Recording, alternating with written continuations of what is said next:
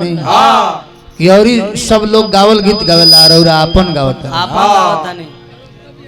और पूरा बिहार के शिकायत कहता नहीं देखी बात सुनल जाला तब बोलल जाला हम रौरा के कोनी है कि रौरा तो अपन गीत गावता नहीं महाराज और सारा लोग गावले गावता तो इहो रौरा बावरे लग जाता ओ बापी तो जत गा देता नेनु तरवा रंजन जी पर कहता नहीं कि अभी चिंता नहीं खो वो सारा लोग के भगा देले नेपाल भुला गइल हां देखो ना रउओ भगा देम इहे अंतर बा कि रंजन बाबू भगावेले सारा ब्यास के और हमरा ऐसा तुच्छ कलाकार के जब बुला के गवा लेता नहीं कम बा तो ई कोनो कम बात नहीं है आज भगावेला ओकरा कहीं से भागहू के पड़ेला आज ये बोलावेला ओकरा के सब केहू न्योता देख के बोलावेला तो ई राउर महानता बा किरवा बोला के गवावत नहीं आज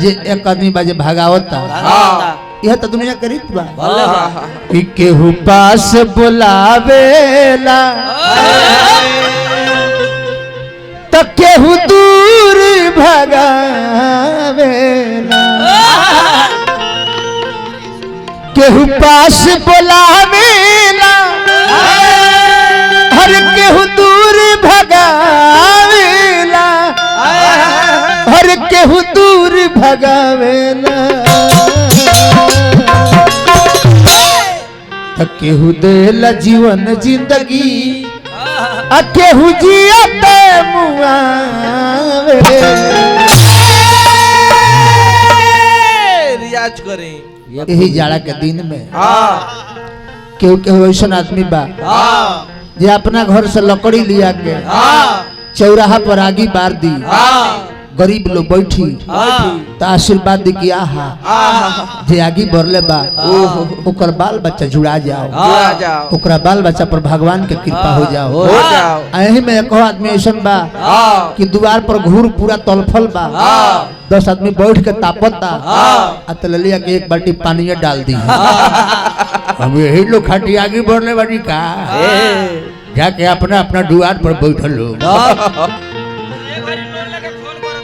ये घरे लोलने का फोन करता नहीं रहुआ तरौरा में रंजन बाबू में यह अंतर बा राउर महान बने यह इतना सुंदर दोहा चौपाई छंद श्रोता के संगे कथा कहानी बोले बने अरे मत पूछी मत जितना भी प्रशंसा कइल जाओ आतना निमन गावता नहीं गीत लोन लेके फोन कइले बने आहा धन्य है प्रभु आप कहां बस ओहो देखो हो तनी कोरस के कम को सब कोरस के कम करो हमार तनी देखो अपना पर बंद करके देख लो ये ऐसा आदमी मोबाइल पर लेता आ भैया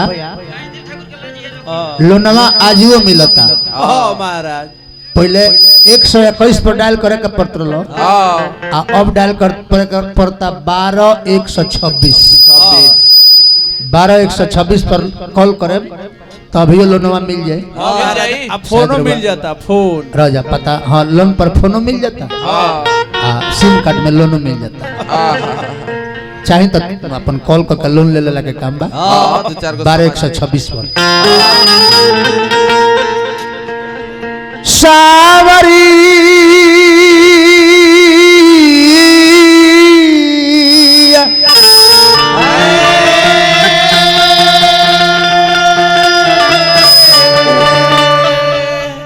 सावरी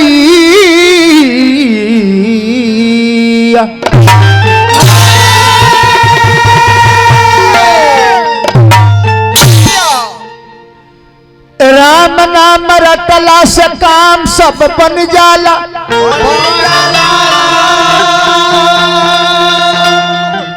मिलत इतिहास देखो साचे प्रमाण बा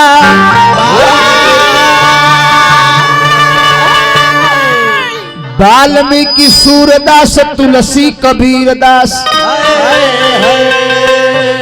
गिधवो भीतर गईले कहत पुराण बा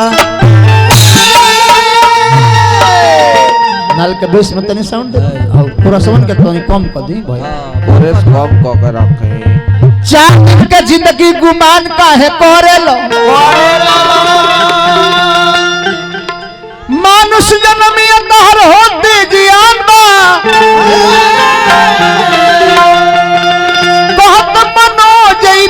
इतिहास अब गवाह बाटे राम के कृपा से सारा चलत जहान बा। ए भाई कौन सिटी आता? जी बुलावेला ई आगे बढ़े के पहचान हो, आ जे भगावेला ई पीछे घुस के पहचान हो।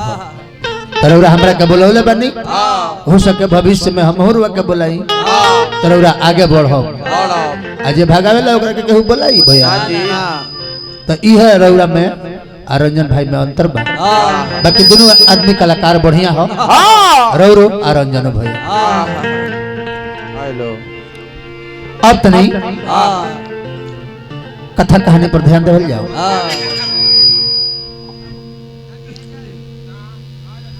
हई मोबाइल हई चिचियाए मत तो भैया, बड़ा गजन करता रहो, हमरा के मुआ देता रहो, जानलो न। हेलो हेलो मंथरा के कहला पर की रानी, ए रानी तहरा बेटा के रहते तहार मरद तारा सौतीन के बेटा के राजा बनावो तारे। ई तहरा भविष्य खाती कबो बढ़िया नहीं खे। रानी क्रोधित भइली, तई ना कहली कि तू तहर गर्दन काट ले, किताब में एकर जिक्र नहीं खे। ना ना ना ना कहली कि तोहर जीभ उखाड़ ले। टावर के कहाँ लिखल बा जी? अच्छा जाए दो कोनो मनोहर पति में नहीं लिखल। हनु कहली कि तोहर जीभ उखाड़ ले, तो कहली मंथरा कि कौन नृप होई है मोर कहानी, अचेरी छोड़ बनबना रहा। वह माता सरस्वती के कृपा के कई पर भी भइल। तब कहली कि तोर बात निमन लागता, बहुत सुंदर, उपाय बताओ। बता बताओ। जौना से राम राजा ना बनस, हमार बेटा भरत राजा बनस। तो वह के कई कहलस, मंथरा कहलस कि तहर दूगो वरदान धरोहर बा, भेष बनावो, अब भेष बना के राजा से मांग लो। जा कोप भवन में, जा कोप भवन, वह कोप भवन में जाके रानी पगली के भेष बना के गिरल पड़ी। राजा मनावे ओइले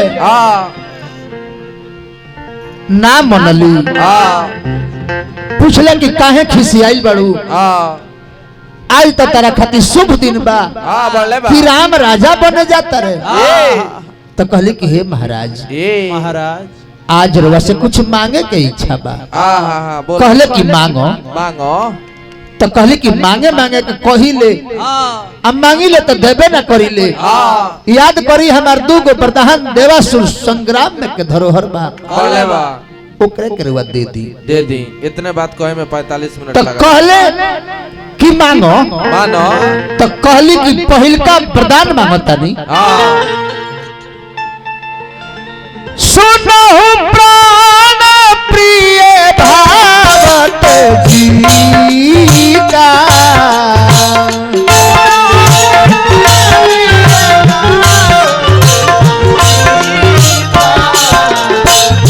देहु एक बार भरत ही पीता।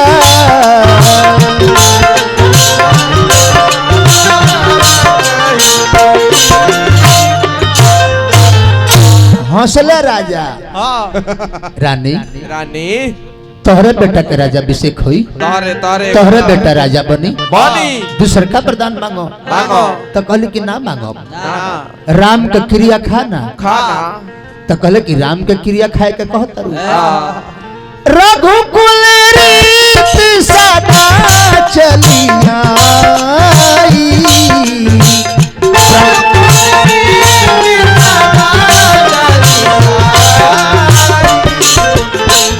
प्राण जाई पर वचन न जाई, प्राण जाई।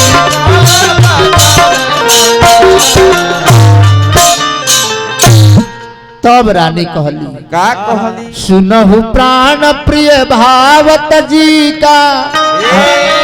कहली कि दूसर बर मांगहु कर जोरी, अपूर्व नाथ मनोरथ मोरी। तापस भेष विशेष उदासी 14 बरस राम बनवासी। वह राम के बनवास सुन के राजा दशरथ छाती में मुक्का मार के धरती पर गिर गईले। रानी के निहोरा करे लगले, रानी वरदान वापस लो, लो भरत के राजगद्दी ले लो, लेकिन राम के वन में मत भेजो। मत भेजो। ना मनली रानी, कितनी निहोरा कोइले, गुड़ पकड़ ले, बाकी ना मनली। ना ना ना ना और वह राम के पता लागल। राम भी कुप भवन में ही अक्के कई कह दिली कि ये बबुआ ये है तहार बाबूजी तारा के 14 बरिस खातिर बन के जाए के कहले बड़े। वचन हार गइल बड़े, हम ही वरदान मांगले बानी, ऐसे अब तू राजा ना बनबो, अब राजा भरत बनी है। वह राम जी कौशल्या के लगे गइल बानी। अब कौशल्या के प्रणाम करतानी, आज्ञा मांगतानी, आशीर्वाद मांगतानी कि माई हमरा के वन में जाए दो। कौशल्या रोवतानी, कहतानी कि राम तू वन में जाएगा और मैं तेरे बगैर जीवित रह जाऊंगी। राम तू मुझे भी अपने साथ ले चल। ले चल। राम जी समझावत तनी ओहो कि एगो स्त्री खातिर सर्वप्रथम पति के सेवा होला, बाबूजी के सेवा करो। तहर लइका फिर 14 बरिस के बाद लौट के आ जाए।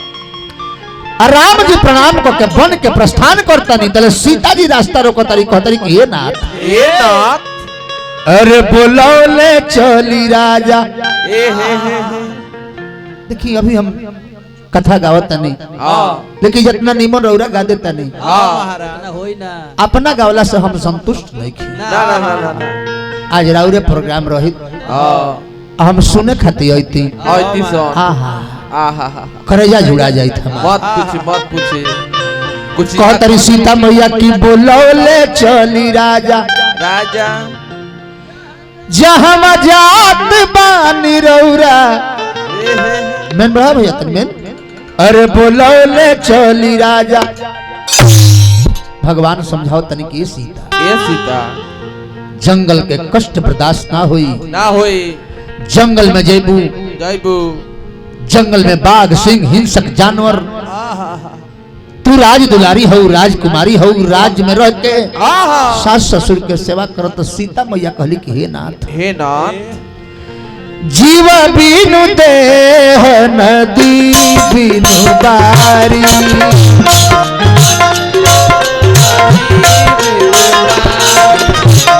वैसे ही नाथ पुरुष बिनु नारी।